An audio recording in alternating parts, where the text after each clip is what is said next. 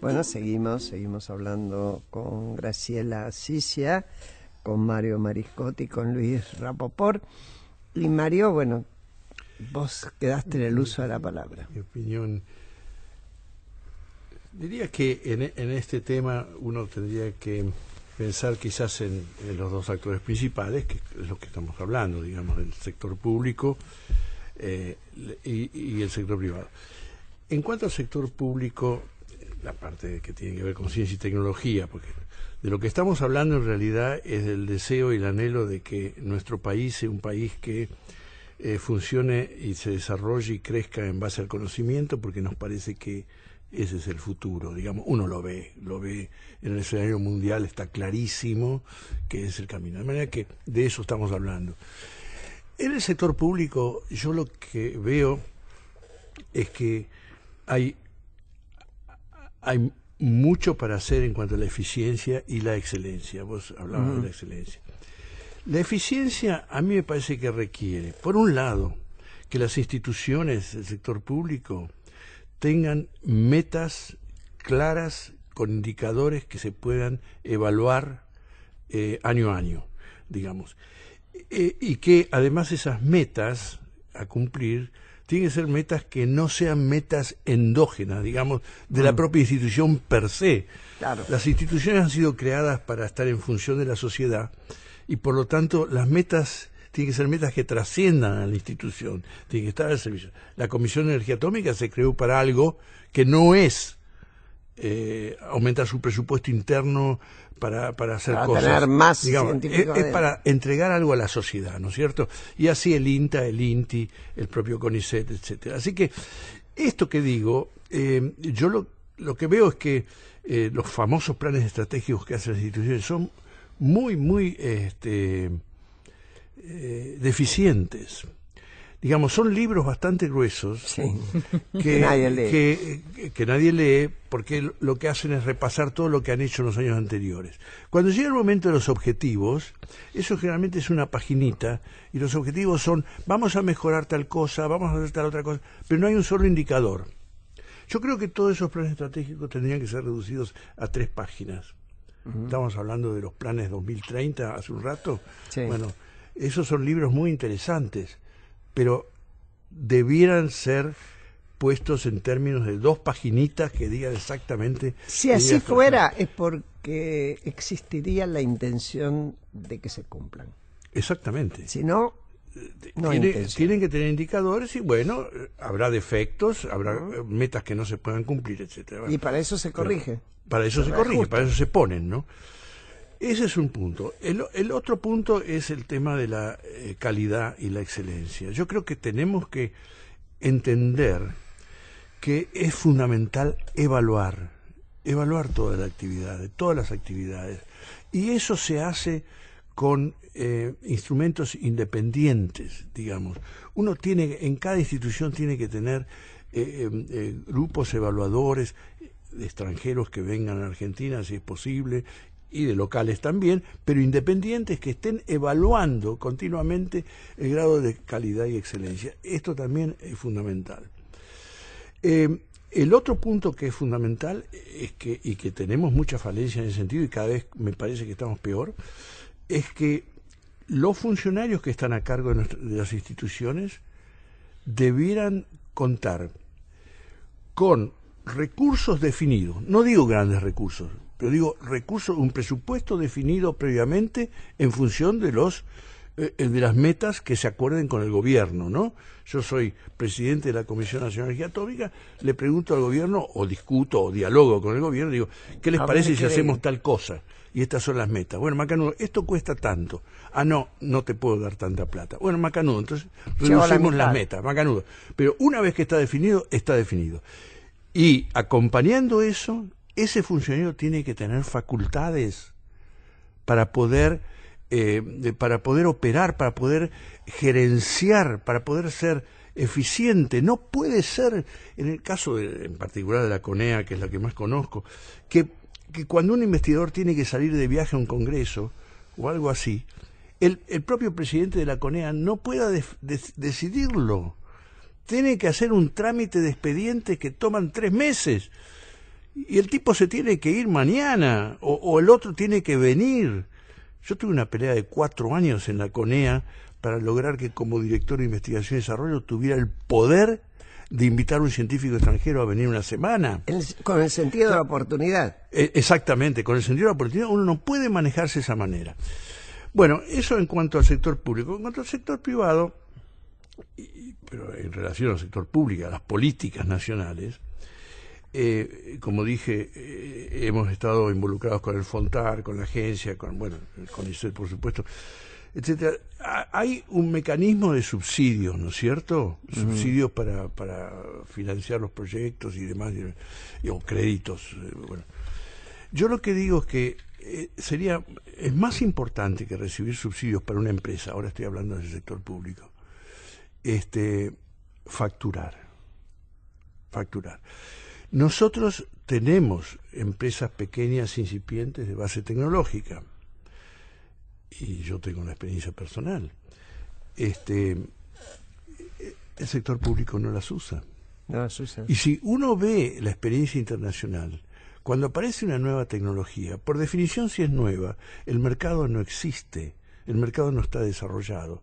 Por lo tanto, es muy importante que si esa tecnología sirve y es válida y qué sé yo, bueno, que se impulse y se incentive. Y se incentive no a través de subsidios, sino a través del uso de esa tecnología y mediante la facturación, como digo. Entonces, hay una cosa muy perversa en algún momento, que es el utilizar a las facultades, a las universidades, como una forma de dar un dinero que volvía. Es una cosa totalmente diferente, ¿no? Absolutamente, bueno, me hiciste acordar. Es una forma perversa, esa forma perversa de realizar contrataciones y saltear las licitaciones y saltear los procedimientos de la ley de contabilidad.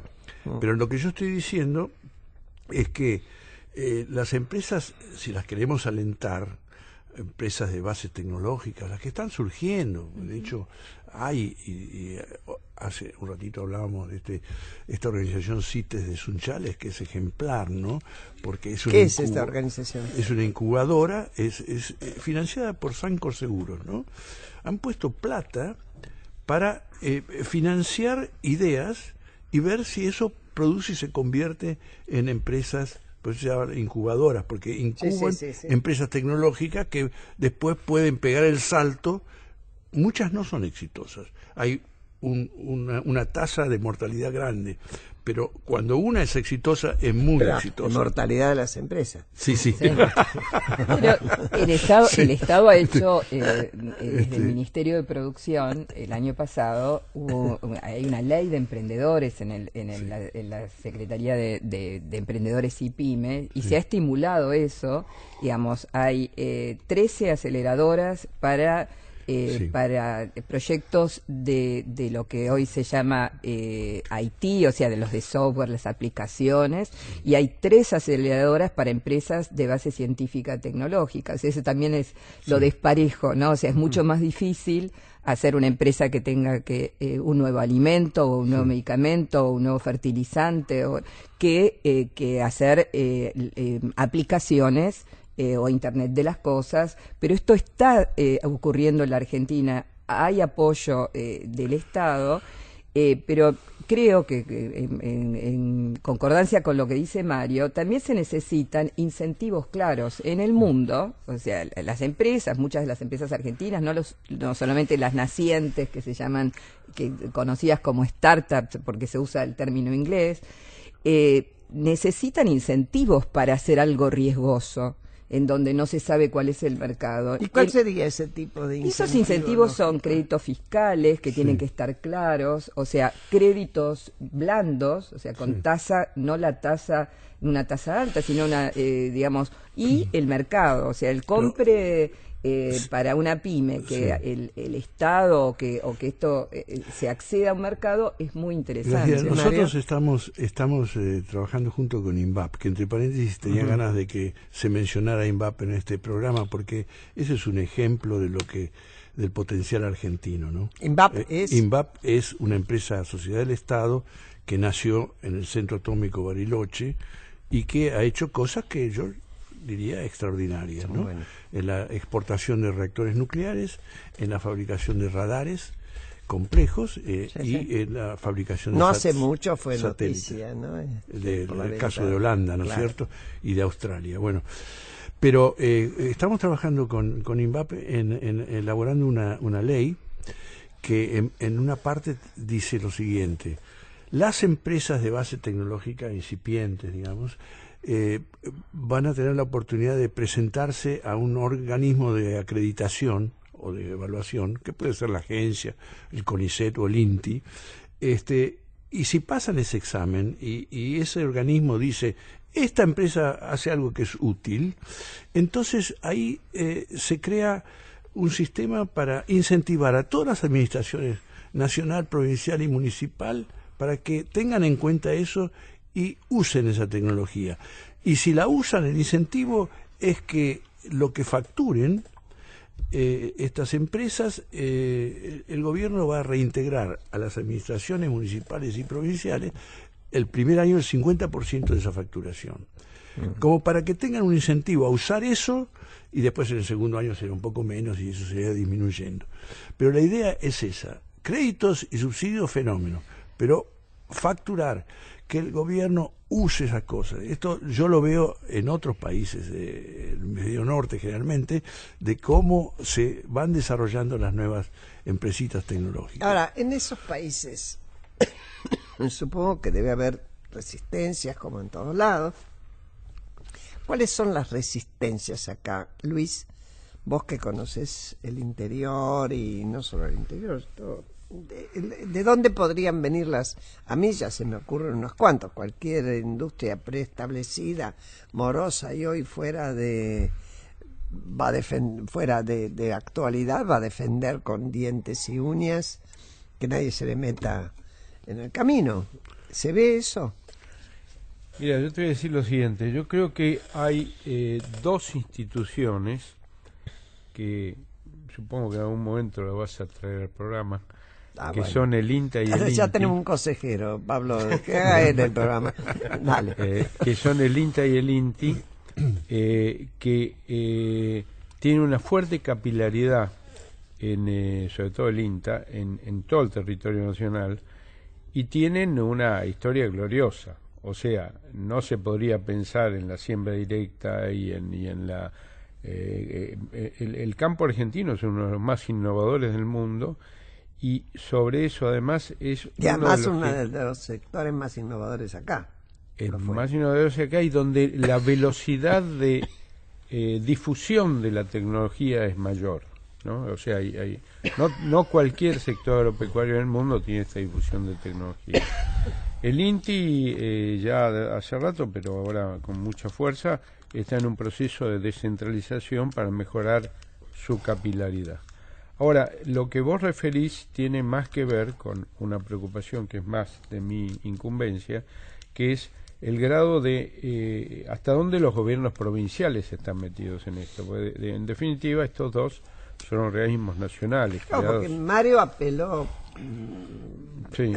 Bueno. Y yo te diría que los gobiernos provinciales y los gobernadores, no podía ser de otra forma, están muy centrados en ganar las elecciones. Y ganar las elecciones en su mirada, que además a menudo es una mirada ignorante, tiene mucho más que ver con las políticas sociales que con las políticas de ayuda social, que con las políticas productivas. Entonces, te diría más, tanto las políticas de desarrollo productivo como las políticas educativas son el niño bobo del gasto público provincial, cuando, paradójicamente, salir de las sobredeterminaciones de la macroeconomía y todo lo demás tiene básicamente tres condiciones: la primera, educación; la segunda, políticas de desarrollo tecnológico, modernas, etcétera; y la tercera es paciencia. Con esas dos primeras y un poco de paciencia de acá los ciclos económicos se van atenuando cada vez más y no tenés esta situación. Obviamente también resolver el problema de pobreza, ¿no? Luis, vos mencionabas en el primer bloque este triángulo de Sábato conformado, entre otras patas, por la universidad, por la academia. ¿Qué profesionales se están necesitando hoy formar en la Argentina para este salto cualitativo? Bueno, muy largo ese tema. Acaba de salir una publicación que hizo el Ministerio de Educación de la Nación, una investigadora muy seria, sobre los gaps, o sea, las brechas que hay entre la formación y la demanda del sector productivo. Pero es un libraco gordo, si querés te lo mando. Algunas pistas. Hacerle caso a Mario. Mario dice, hay libracos grandes que se pueden traducir en media página. Bueno, yo te diría que prácticamente en todas las áreas productivas están faltando lo que serían los mandos medios o las capacitaciones medias, y están faltando en una cantidad de áreas también niveles de buen nivel de formación. O sea, negocio del software, por decirte un ejemplo. Vos vas a conseguir algunos profesionales de software de buen nivel, pero un vendedor de software que maneje con extraordinaria fluidez, o sea, bilingüe en inglés y castellano, y que además tenga una formación comercial, es muy difícil de encontrar, ¿no? Y así aparecen un montón de cosas. El tipo va a producir una excelente arquitectura de software. Faltan programadores, entonces pasa lo que dice Graciela. Digamos, tenés profesionales de buen nivel que podrían ser arquitecturas complejas de software y están trabajando de programadores.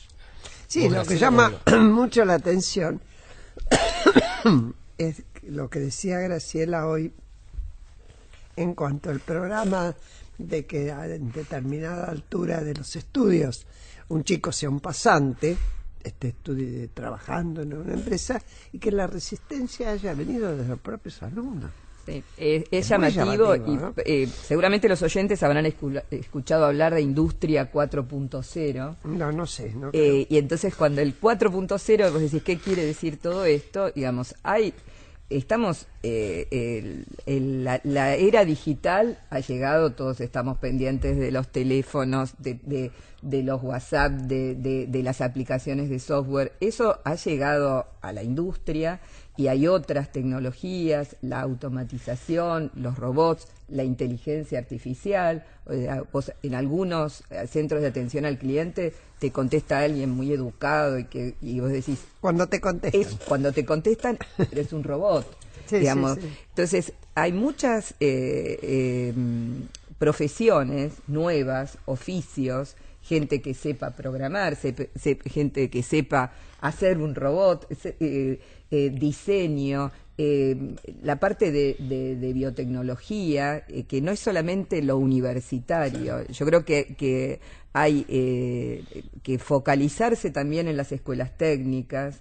En la Ciudad de Buenos Aires hay un programa que se llama Escuelas del Futuro, que fue un programa piloto donde en la parte de ciencia y tecnología los docentes estaban mentoreados por un profesional en esto para llegar. Los chicos hoy son mucho más despiertos, tienen acceso a lo digital desde el día cero. O sea, eso tiene que ir cambiando.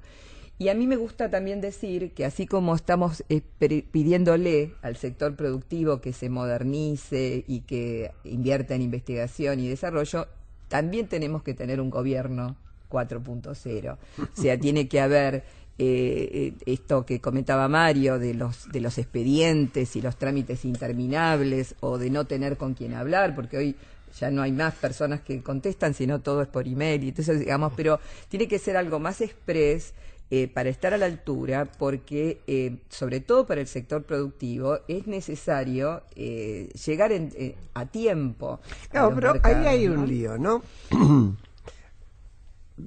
Por mucho que soy re vieja, no me queda otra que meterme en las redes, trabajar con la computadora, tanto para el banco, como cualquiera. Y lo que uno encuentra es que la tecnología aparece como a tu alcance, pero no siempre, y creo que tiene que ver con lo que ustedes estaban hablando, la respuesta es la que vos esperabas. Es decir, ahí está faltando alguna sabiduría en la resolución de esa respuesta. Es como que se toma la idea, pero después para resolverlo todavía está faltando Me mucho parece un y debe problema haber mucha resistencia. No solamente Argentina. No, me imagino que no. Pero bueno, pero oíme, si vamos a entrar al mundo, vamos a entrar al mundo.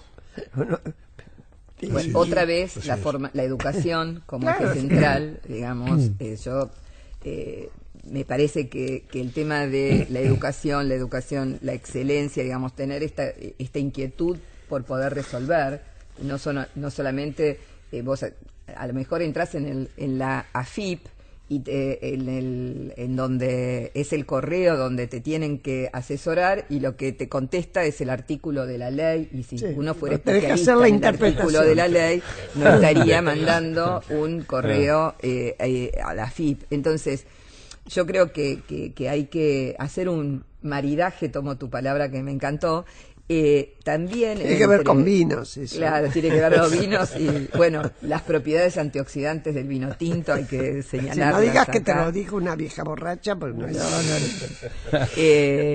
El tema es, me parece que hay que aprovechar lo tecnológico y la modernidad, pero también con la sabiduría de los que más saben y decir, bueno, esto hay que resolver el problema de determinada manera. Yo creo que hay que hacer un mix, ¿no? Sí, Mario, y ya redondeamos. Sí, quisiera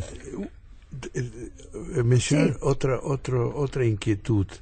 Yo viví en Estados Unidos cuando el hombre llegó a la luna. Mm. Y Y te lo creíste. me lo creí, exactamente. Me lo sigo creyendo, que es peor todavía. Y viví un poquito toda esa experiencia, y eso me dejó a mí un deseo. Y por un lado, observé primero la capacidad de fijar una meta y armar un proyecto y llevarlo a cabo, porque realmente fue un desafío increíble. Kennedy dijo en el año 61, en el año 69 vamos a llegar a la Luna, y lo hicieron. Digamos, eso verdaderamente es notable. Pero también pude ver el efecto que ese proyecto, meter el esfuerzo de una sociedad en eso, porque ir a la Luna con un hombre no es nada que haya rendido frutos extraordinarios desde el punto de vista de la ciencia, digamos, pero sí de la industria, porque ese desafío creó cualquier cantidad de la necesidad de desarrollos tecnológicos muy importantes. Y entonces eso ayudó a que Estados Unidos recuperara su competitividad internacional en cuanto a la parte, digamos, comercial y competitiva en general. Y la otro aspecto es el aspecto, digamos, espiritual de lo que fue para una sociedad sentirse orgullosa de poder mostrar que estaban haciendo algo que era importante. Entonces yo quise traer eso acá a la Argentina y pensé qué es lo que podríamos hacer en Argentina, y pensé que a lo mejor la plataforma continental podía ser un objetivo para su explotación, su exploración y su dominio y su conquista, y realmente poder hacer aportes a la humanidad sobre lo que es la investigación del mar, que realmente conocemos muy poco hoy día y que es muy importante. Teniendo como tenemos. Y la plataforma continental casi la más una grande frontera. del mundo. Bueno, y entonces, a todo esto, ¿a dónde voy? Es que a mí me gustaría ver de que el país tiene esa capacidad como sociedad de empujar proyectos importantes, proyectos desafiantes. Eso es un desafío desde el punto de vista gerencial y no requiere muchos recursos.